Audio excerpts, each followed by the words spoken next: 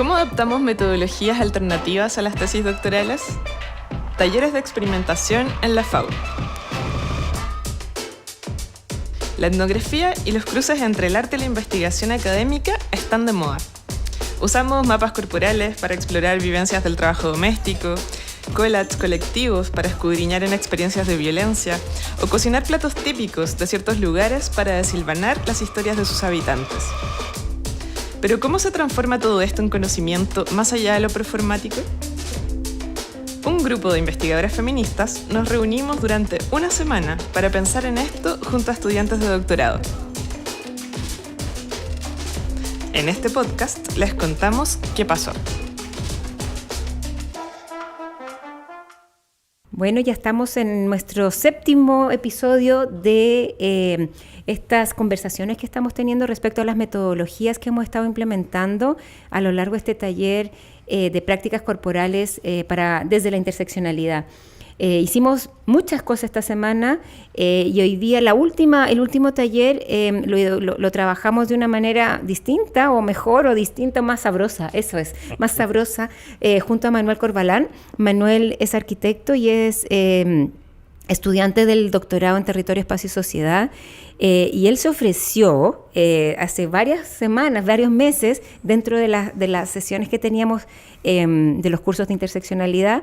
Él empezó a conversar de que la comida podría ser, o cocinar comida podría ser una buena forma de poder integrar pasado, presente y futuro, de integrar nuestra interseccionalidad a partir de recetas o de cuerpos o de comer. Esa fue tu idea, ¿no? Entonces cuéntanos, Manuel, ¿cómo fue? ¿Cómo preparaste lo del día de hoy? ¿Cuál fue la intención y cómo funcionó? ¿Qué pasó? Bueno, como decías tú, Paola, son semanas o meses de trabajo en el aula o más que nada en estricto rigor como un trabajo académico. Y dentro de esas discusiones, claro, comentábamos sobre metodologías y surgía la posibilidad de ver la comida como un factor que gatillara ciertas conversaciones y que la comida era un buen hilo conductor de esas conversaciones. Entonces, en ese sentido, la propuesta estaba enmarcada en eso, pero por otro lado, la semana también estuvo súper intensa de contenido y de historias y de conversaciones que fueron desplegándose a través de los sentimientos, de nuestro volver a reconocernos, porque muchos nos habíamos conocido de manera virtual. Entonces, recuerdo mucho cuando llegó Melissa, cuando llegó Carolina, que venían desde Brasil. Entonces, eso también, la semana estaba súper intensa y el taller de comida era como lo último, ¿ya? Entonces, también la intención no era forzar una conversación en torno a temas que ya habíamos trabajado intensamente durante la semana, sino que hacer un trabajo que gatillara conversaciones, ¿ya? Y eso resultó también interesante por cuanto se proponía cocinar, ¿ya? El taller estaba diseñado de la manera que cada uno y cada una pudiera compartir alguna receta que trajera incorporada, que estuviera relacionado con historias familiares o con el pasado, etcétera. Pero y eso compartirlo con los otros con las otras asistentes al taller. Pero en el resultado, como conversación, afloraron también los contenidos que ya habíamos venido trabajando durante la semana. Entonces, a pesar de que el objetivo estaba diseñado de una manera más relajada, ¿cierto? Los contenidos estaban tan impregnados en la semana intensa de trabajo que resultó súper interesante de compartir entre todas. Hay un trabajo de unas académicas en Colombia de la Universidad de Antioquia que tratan sobre cómo a través de la comida se indaga sobre la manera en que muchos grupos enteros han sido expulsados de sus territorios, por ejemplo, y cómo han tenido que cambiar recetas o cómo han tenido que adaptarse a ese cambio. ¿Cómo ves tú que las personas que participaron en el taller, porque además cocinamos, ¿no? También hubo esa parte de cocina, ¿cómo ves tú que la comida, sobre todo, no solamente contar la receta, sino picar la cebolla o revolver la olla o servir un plato o compartir, ¿no? ¿Cómo ves que esa cosa tan corporal y tan como... Hemos hablado mucho de hacer con las manos, ¿no? De pensar con las manos.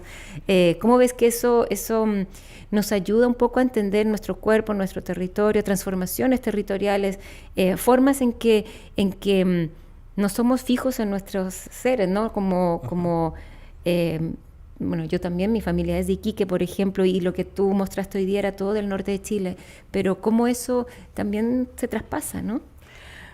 Claro, bueno, el taller estaba en esa primera parte, como decíamos, del compartir recetas, pero en la segunda estaba cocinar. Y la propuesta, por asuntos de comodidad y de trabajo, ¿cierto?, de manipulación de alimentos, estaba todo semi preparado y llegamos a montar, pero el montaje igual implicaba ciertas actividades corporales que son como picar de manera muy sencilla, ¿cierto?, poder incorporar en un plato, ver qué va primero y qué va otro, ¿ya? La receta estaba diseñada de tal manera que pudieran haber unos lapsus ahí de discusión entre todos ellos, ¿será esto primero o no? ¿Ya? De manera de intencionar también la discusión y el ir haciendo, ir probando. Yo vi No que era- le echaban sal así. pero resultó Sí, exquisito. rico. Entonces, y esas recetas precisamente no eran la receta original, ¿ya? Acá en Santiago no podía encontrar ciertos ingredientes que forman parte de eso, de los platos que preparamos, pero sí pudimos encontrar algunos alternativos o ir complementándolos. No todos comían carne, entonces toda una versión fue totalmente vegetariana. Entonces, de esa manera, las comidas también se adaptan, ¿ya? Y en esa adaptación, ¿cierto?, es porque es como van sobreviviendo, ¿ya? Y no solamente en las comidas, sino que en las conversaciones también. Y parece interesante que el taller, como terminó siendo la última jornada y que al después volvamos a ver esas recetas que compartimos y las que probamos y las que conversamos, podamos recordar todo el trabajo de la semana también. ¿Y cómo sientes que respondieron entonces los participantes? ¿Cómo estaban entusiasmados? ¿Se comían la comida mientras cocinaban? Es que la dinámica del taller fue separarnos en equipos de trabajo y no todos haciendo alguna sola actividad al mismo tiempo, ¿ya? Entonces, mientras algunos compartían recetas, otros cocinaban, y después se invirtieron los roles, etcétera. Entonces, fue una dinámica de mucho moverse y compartir y trabajar, porque unos servían, unos preparaban, otros escribían, otros conversaban, ¿ya? Entonces, me sentí que en un principio que habían como muy enfocados en lograr que se hiciera todo como estaba pauteado, pero a medida que fue desarrollándose el taller, se logró el objetivo de mayor interacción, mayor conversación, y eso fue reflejado también en las palabras finales, en las reflexiones que hicieron en torno a la jornada, que me parece, tengo la impresión de que tuvo buena recepción. Sí, no, estuvo súper bien. Y tú como investigador, tú también eres docente en la Universidad Arturo Prat, tú también como enseñas arquitectura y haces otras cosas. ¿Cómo ves tú y para tu propia investigación, cómo ves tú que este tipo de metodologías con la comida pueden ser útiles en un proceso de investigación? Bueno, algo que hemos conversado intensamente en la semana, ¿cierto? Y en el transcurso de todo el proceso del proyecto, tiene que ver con cómo generar una investigación de manera cuidadosa, ¿ya? Y yo creo que el acercarse a través de la comida nos acerca también a otros espacios de diálogo y a otros espacios de conversación, no tan estructurados, no siguiendo una pauta, sino que más fluidos y comprendiendo en el otro, en la otra, ¿cierto?, cómo también a través de hacer un acto tan simple como preparar una comida, ¿cierto?, tiene una historia y carga con sentimientos y con cosas y con elementos distintos que lo van configurando como persona. Entonces, como metodología, me parece que hay que trabajarlo, hay que evaluarlo y todo, pero lo que pudimos ver hoy es que es una herramienta que nos gatilla conversaciones, que nos puede acercar al pasado, ¿cierto?, con esas conversaciones, y también nos sitúa en el presente, ¿ya? Y dentro de ese presente es donde podemos finalmente, a través del aprendizaje que hemos tenido, poder conversar y plantearnos hacia el futuro. Pero yo me quedo más con esa idea de el compartir de una manera súper honesta y sencilla, ¿ya? Sin mayor trabajo, porque podemos cocinar en el compartir de las recetas. Hay recetas súper complejas, desde una torta, por lo que alcancé a ver en la recopilación, hasta uno muy sencillo como preparar un arroz, ¿ya? Y la intención no era hacer un recetario complejo, ni gourmet, ni comida de restaurante. Era como estar en un hogar compartiendo lo que podemos comer de manera diaria, ¿ya? Y con la preparación de la comida yo creo que podemos conversar en ese tono, ¿ya? En ese ambiente y con un color mucho más luminoso de conversación.